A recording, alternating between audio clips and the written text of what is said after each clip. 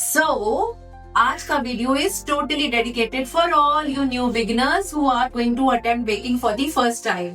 तो प्लीज ये वीडियो पूरा अच्छे से वॉच करना and don't miss the 8th point which is the most important point.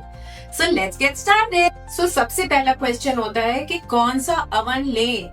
Okay, तो अगर आपको पहले ये डिसाइड करना है that whether you are going to buy it for professional baking और you are going to buy it for your family, but in any case अगर आप प्रोफेशनल बेकिंग भी स्टार्ट कर रहे हो तो मेरी एडवाइस यही रहेगी कि एकदम से बहुत सारी इन्वेस्टमेंट अच्छी नहीं होती, क्योंकि baking already requires a lot of investment. So invest in a minimum 60 litres oven अगर आपने प्रोफेशनल बेकिंग करनी है, और अगर आपने प्रोफेशनल नहीं भी करनी है तो 40 लीटर्स या 48 litres is good to go. So I show you my oven which is 60 litres. तो मेरे पास दो ओवन है, वन विच इज यूनॉक्स जो बहुत बड़ा ओवन है when it solves almost all the baking problems, and second is my Borosil which is equally good। बस एक ही प्रॉब्लम है कि हम इसमें बल्क क्वांटिटी नहीं बेक कर सकते। So Borosil का 48 liters works very well।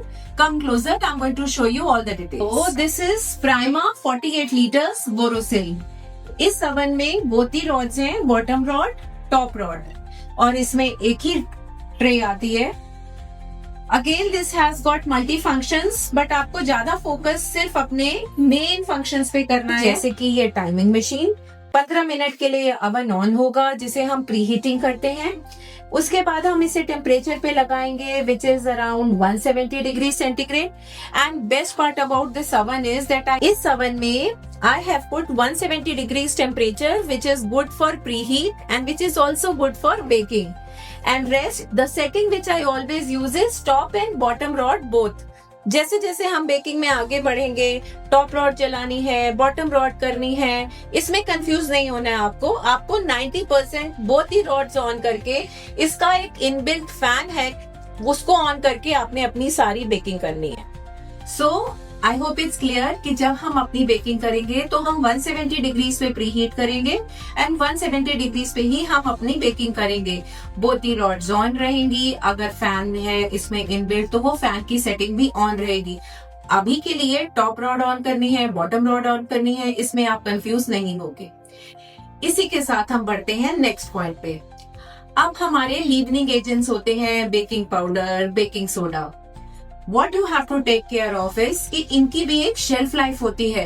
कई बारी आप baking powder, baking soda use कर रहे हो बट केक राइज ही नहीं हो रहा, क्या पता उसकी शेल्फ लाइफ ही खत्म हो गई हो, that is dead end that is not active any more. So make sure that you check the shelf life. Next is baking cups, baking cups and baking spoons। So when you are investing in measuring cups, measuring spoons, तो make sure कि आप एक measuring scale में भी invest करो, because आप साथ ही साथ में सीखोगे exact measurement करना। जैसे जैसे हम baking में आगे बढ़ेंगे वैसे वैसे हमें precisely pastries बनानी होंगी, हमें pastry doughs बनाने होंगे, तो उसके लिए हमें बहुत ही exact measurement चाहिए होता है, जिसके लिए measuring scales आती best.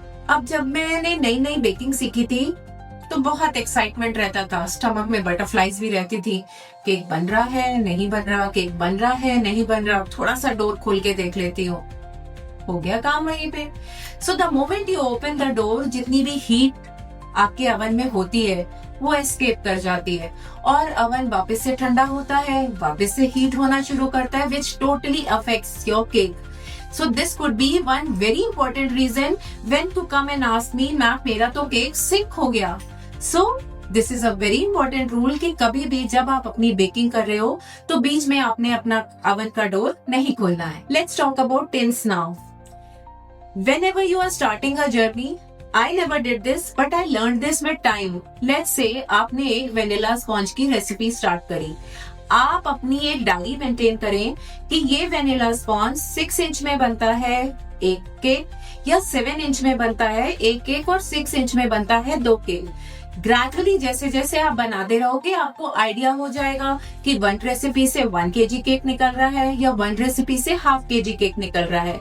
The point here is that as you are starting with your recipes, once you make them you need to write which tins are you baking in, so that future purpose जब आपको reference के लिए कुछ भी idea नहीं है, तो you can always open your diary and check that 1 vanilla cake gives me 1 kg of cake.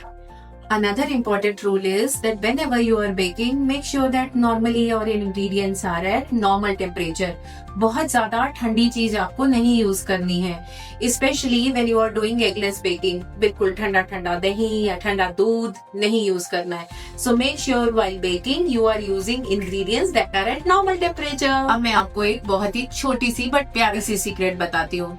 हम लोग ये लाइनिंग करनी, बटर पेपर यूज करना, बेकिंग पेपर यूज करना, this could be easily avoided, क्योंकि जब हम बल्क प्रोडक्शन करते हैं या हम प्रोफेशनल बेकिंग करते हैं, ये बहुत टाइम टेकिंग प्रोसेस होता है.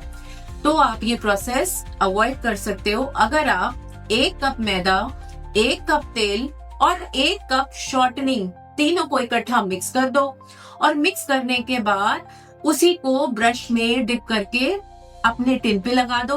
तो इसको हम कहते हैं केक गूप, और इससे आराम से आपके cake without using any butter paper और baking paper you can easily take out your cakes. और अब तो हम वो भी नहीं यूज करते. अगर आपके टिन में अच्छे से आपने ऑयल और अच्छे से ऑयल पर्पस फ्लावर लगाया है, making sure that you cover all the corners, I bet cake कभी चिपकेगा नहीं. And here comes the 8th point which is really crucial but it's a secret. जब हम बेकिंग करते हैं, बेकिंग करने के बाद हमारा केक हल्का सा ठंडा हो जाता है, और जब वो हल्का सा ठंडा हो जाता है और वो आराम से निकल आता है, and when you touch and you see that your cake is slightly warm, that is the right time to cling wrap your cake and keep it in the fridge. पूछो क्यों? The only reason to do that is 1, आपके cake में अच्छे से flavour develop हो जाएगा. 2, आप अपने केक को फ्रिज में रख दोगे जिससे उसमें अच्छे से स्टेबिलिटी आ जाएगी. एंड 3rd, जब आप अपना क्रीम केक बनाने लगोगे या कोई भी केक बनाने लगोगे, तो वो आराम से टॉट हो जाएगा, अच्छे से फिल हो जाएगा, और जो केक के टूटने की दिक्कत आती है वो कभी नहीं आएगी. And let's end this with a very simple thing which I would like to suggest, कि always invest in good quality ingredients, especially when you're working with essences. Trust me, that is going to make a lot of difference, especially if you are working with a vanilla cake. You need to have a good vanilla essence. Similarly, if you are working with anything like croissant or pastry dough, then you need to work with a good quality of butter. So, lastly, I'm going to end this video with one thing that remember, baking comes with precision, practice and perseverance. And I promise once you start practicing, there will be no more failures. And still, if you have any doubts, please feel free to ask me in comments and I am there to help you. So finally, namaste, thank you, and please don't forget to subscribe my channel. Thank you.